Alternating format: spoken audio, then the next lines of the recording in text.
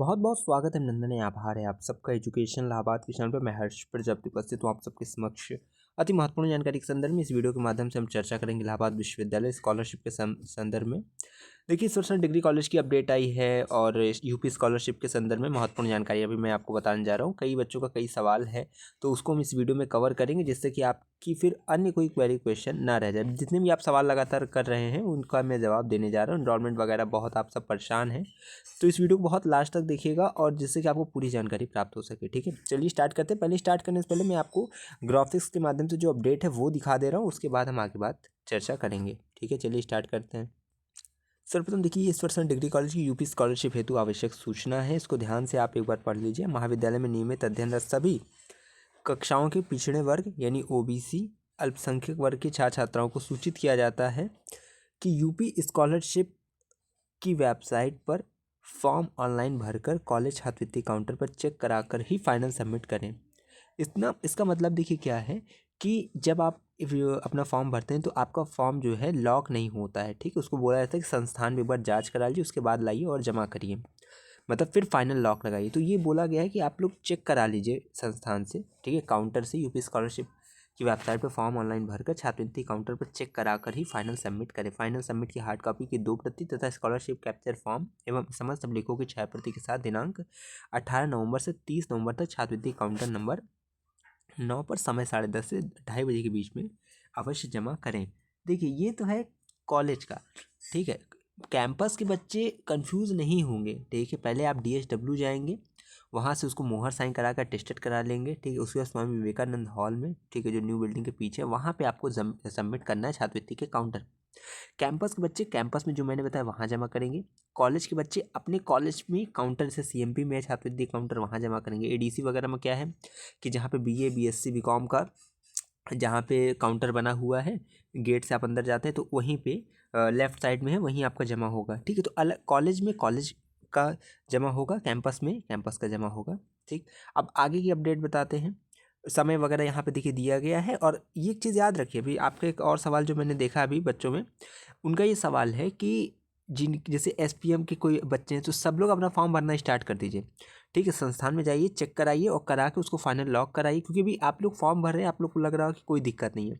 अभी उस पर मान लीजिए फॉर्म भर रहे हैं, बीच में आगे एनपीसीआई लिंक नहीं है। ठीक है, तो इस ये बैंक का फॉर पूरा है कार्य, इसको आगे बैंक से एनपीसीआई लिंक कराइए, आधार वगैरह की फोटो जो है कॉपी लगेगी, शायद एक फॉर्म देते हैं उसको फिल करिए तो एनपीसीआई लिंक हो जाता है। तो बिना एनपीसीआई के वो आपका फॉर्म आगे बढ़ेगा नहीं। ठीक है, तो बहुत सी दिक्कत आती है। आपका आधार बैंक पूरा लिंक होना चाहिए। अब जिसका नहीं लिंक होगा वो लिंक करा लेगा। ठीक है, मोबाइल नंबर जो आधार में डालें वो अपडेट होना चाहिए, नहीं कि उस पर ओटीपी जाएगा। तो ये सब ध्यान रखिएगा। और ये चीज़ याद रखना है कि जो एक नंबर से एक ही फॉर्म भरा जाएगा। ठीक, तो ये सब चीज़ें ध्यान रखिएगा। और ये तो हो गया, अभी इसकी आगे की जो चीज़ें वो समझिए। देखिए, यूपी छात्रवृत्ति के लिए आवश्यक दस्तावेज महत्वपूर्ण सूचना यहाँ देखिए बताया गया है।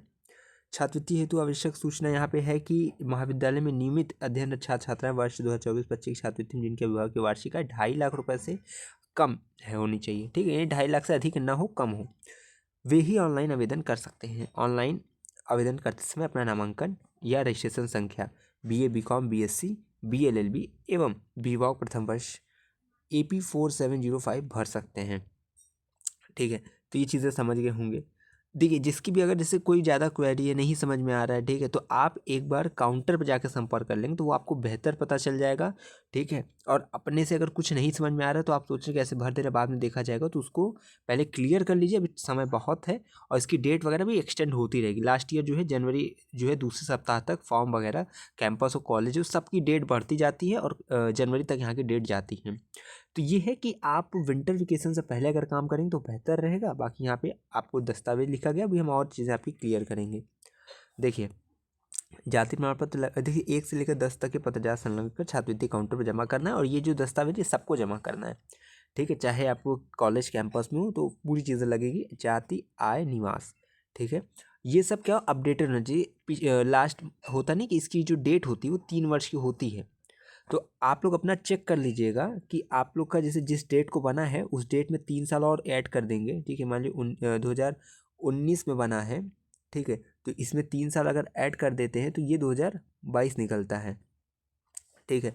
तो इसमें क्या होता है कि आपका जिस भी डेट को, मान लीजिए अप्रैल 2019 को आपने बनवाया तो अप्रैल 2022 तक उसकी वैलिडिटी रहेगी, ठीक है, 3 साल। तो ये चीज़ ध्यान रखिएगा, 2024 में आपका जो है 3 साल कंप्लीट हो, मतलब आप इतना समझ लीजिए, जितना मैंने चीज़ें समझाई कि 3 साल वैलिडिटी होती है, इसको ध्यान रख कर रखिएगा अपने डॉक्यूमेंट्स को। आगे अगर देखा जाए तो प्रवेश रसीद यानी कि फीस, आपकी एडमिशन कार्ड, पर उसके बाद आई कार्ड, आधार कार्ड, ठीक है, अनिवार्य स्वप्रमाणित छाया प्रति, और उसके बाद बैंक पासबुक, अपने नाम का खाता होना चाहिए, स्वप्रमाणित छाया प्रति होनी चाहिए, यानी कि आपके नाम का होना चाहिए, इसमें IFSC कोड पूरा अंकित हो, बैंक अकाउंट नंबर हो, ठीक है, वो चीज़ें होती ही हैं। हाई स्कूल इंटर की अंक तालिका के साथ पिछली कक्षा, यानी कि मान लीजिए सेकेंड ईयर का बच्चे उनका फर्स्ट ईयर का होना चाहिए, UG का जो थर्ड ईयर में उनका सेकेंड ईयर का होना चाहिए, ठीक है, इस तरह की आपकी होनी चाहिए। पिछले कक्षा के अंक तालिका संलग्न करना अनिवार्य है। अपने विषय के प्राध्यापक को सत्यापित कराकर ही फॉर्म जमा करें। स्कॉलरशिप कैप्चर फॉर्म भी फॉर्म भरकर जमा करें, ठीक। अब देखिए, जो स्कॉलरशिप फॉर्म आप भरते हैं वो उसके संदर्भ में नंबर 10 पे है। उसके बाद जो है अपने विषय के प्राध्यापकों से सत्यापित कराने का मतलब है कि जो आपके जैसे HOD होते हैं, ठीक है, उनसे पहले जैसे जो कॉलेज में होते हैं वो बता दे रहा है, HOD से आप सिग्नेचर कराएंगे, और एक जो है टीचर से और कराना पड़ेगा, जो कि आपके इसे कह सकते हैं हम, एक सेकंड, अर्थात परमानेंट, यानी कि गेस्ट फैकल्टी पे जो रहते हैं उनसे नहीं होना है, और वो करेंगे उससे कोई मतलब नहीं निकलता है। तो आपको HODs कराना है, या जो परमानेंट टीचर हैं आपके विषय के उनसे आप कराएंगे, ठीक है। जैसे एंशिएंट पॉलिटिकल ज्योग्राफी है तो एंशिएंट के आप टीचर से करा सकते हैं, पॉलिटिकल किसी टीचर से करा सकते हैं जो परमानेंट हो, जो आपको पढ़ाते हो, ठीक। तो ये गेस्ट फैकल्टी क्या होती थी, जो कई बच्चे क्या होते हैं गेस्ट फैकल्टी वाले टीचर्स करा लेते हैं, बाद में जब सबमिट करने जाएंगे तो वापस कहेंगे कि जाके सिग्नेचर करा के लाओ। फॉर्म में ये भी लिखना पड़ता है कि मेरी 75% उपस्थिति और पूरे सत्र में रहेगी, इस प्रकार से वो आपको काउंटर के सम्मुख जो है, आपको इसे ADC वगैरह में अगर आप जमा करते हैं तो वो चीज़ें वहाँ पे काउंटर पे लिखी रहती है कि ये चीज़ें आप लिख के आइए, उस पर साइन करा के आइए, ठीक। वो चीज़ें हो गई।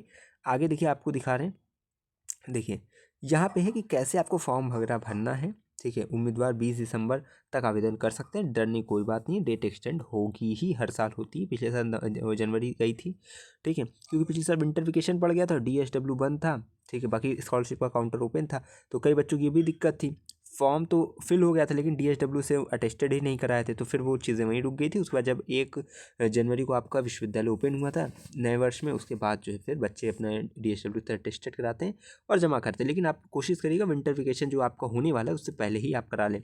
विंटर वेकेशन की पूरी अपडेट मैंने दी, आई बटन में कहीं ना कहीं लिंक मैं जरूर दे दूंगा, तो किसी भी टाइम फ्रेम पर देख लीजिएगा। यहाँ पे देखिए पूरी चीज़ वही है कि आपको क्या क्या चीज़ें चाहिए, क्या चीज़ नहीं चाहिए, उसके संदर्भ में पूरी यहाँ सूचना है कि आपको पहले जाना वेबसाइट पे, उसके बाद जो है स्थिति चुनें, वहाँ उपलब्ध आवेदन स्थिति पर क्लिक करें, ठीक है, एक नया पेज खुलेगा, सभी आवश्यक विवरण भरें, खोज पर क्लिक करें, ठीक है, आवेदन की स्थिति स्क्रीन पर दिखाई देगी इस प्रकार से। अब यहाँ पे चीज़ें हो गई, अब आगे हम आपकी क्वेरी क्वेश्चन को मेंशन करते हैं।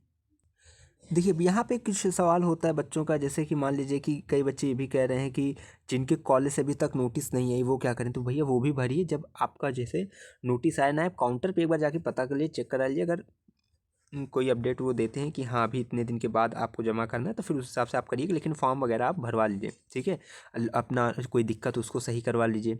और एक चीज़ और ध्यान रखिए, कई बच्चे पूछे स्कॉलरशिप कितनी आती है, जितनी आप फीस जमा करते हैं उससे अधिक ही आती है।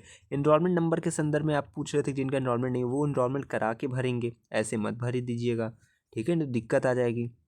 तो इस प्रकार से बाकी देखिए हर कॉलेज जैसे CMP की ADC की जितनी भी सूचनाएं आएंगी वो टेलीग्राम और इंस्टाग्राम पे आपको मिल ही जाएगी, ठीक है। स्कॉलरशिप के संदर्भ में पूरी पूरी सूचना हम आपको सेंड कर देंगे, पूरी पूरी। तो आप चैनल से जुड़े रहिएगा, और इंस्टाग्राम टेलीग्राम की लिंक डिस्क्रिप्शन में है, जुड़े रहिए। दिन भर आपको कहीं ना कहीं जो भी अपडेट आती है प्रतिपल प्रतिक्षण की वहाँ से मिलती रहेगी। आपके एनुअल एग्जामिनेशन देखिए करीब है, और उस पर आप थोड़ा अब विचार विमर्श करिए कि कैसे आपको पढ़ाई करनी है, कैसे नोट्स आपको बनानी है। अनसॉल्व नहीं लिए तो ले लीजिए, सब पे एक डिटेल वीडियो मैंने बनाई है। पूरी की पूरी आपको यहाँ से दिशा निर्देश दी जा रही है। इलाहाबाद विश्वविद्यालय में आपका एनुअल एग्जामिनेशन अच्छा ही होगा, क्योंकि गेस्ट पेपर वगैरह हम आपको देंगे ही, लेकिन ये कि पूरे सत्र आपको तैयारी अच्छे से करनी है, ताकि गेस्ट पेपर भी आपको जो समझ में आए। अगर आप सिलेबस नहीं समझेंगे, सबसे पहली चीज़ है कि स्टेप बाय स्टेप हमने काम कर दिया है। जैसे होता है एक बहुत बड़े हवन में आप बैठे हुए तो उसमें आहुति हमने दी है यज्ञ में, जैसे पहली चीज़ सिलेबस बता दिए, दूसरी चीज़ आपको डाउनलोड करने वैसे भी बता दिए हैं, अनसॉल्व बता दिए कि कहाँ से लेना है, किस प्रकार से उसमें क्वेश्चन पिक करना है, उसके बाद नोट्स कैसे बनानी है उस पर भी चर्चा चर्चा हो चुकी है।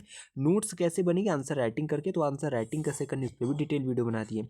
स्टेप बाय स्टेप आपके सभी काम हमने कर दिए, बस आपको अपनी पढ़ाई करनी, वीडियोज़ देखिए, अपना फिर उस प्रकार से आचरण करिए। कहीं भी दिक्कत आती है एकेडमिक कार्य में तो मुझे बताइएगा, ठीक है। बाकी इतना परेशान नहीं होना है। और BA BSc BCom के बच्चे ये चीज़ ध्यान रखेंगे कि आप सब इतना कोचिंग वगैरह के चक्कर में नहीं परेशान होइएगा। BA के बच्चे तो बिल्कुल नहीं परेशान होंगे, उतना कठिन आपका सब्जेक्ट होता नहीं। इकोनॉमिक्स वगैरह जिनका है वो थोड़ा सतर्क रहेंगे। हाँ, ये है कि BCom में फर्स्ट ईयर में बहुत बच्चे फेल हो जाते हैं, अच्छे तरीके से फेल हो जाते हैं। और ये होता है आपको, देखिए 6 वहाँ पेपर होता है, 6 में से 3 पे आपको फोकस करना है। 3 आपका जो है आप पहले से जो है मान लीजिए अपना वाणिज्य वर्ग से हैं वो तो पढ़ के ही आते हैं कॉमर्स से, तो उन पे भी हम एक चर्चा करने वाले BCom पे, जिसमें बताऊंगा कि किस पेपर पे आपको फोकस करना है, किस पे नहीं करना है। BSc पे बात होगी और BA पे तो ज़रूर ही बात होगी। तो सब चीज़ आपको मिलती रहेगी चैनल पे, लेकिन लगातार आपको जुड़े रहना होगा। तो लगातार जुड़े रहिए हमारे साथ। हमें विश्वविद्यालय के पास कोई भी खबर होगी खास पहुँचाते रहेंगे आपके पास। बहुत बहुत धन्यवाद, बहुत बहुत आभार।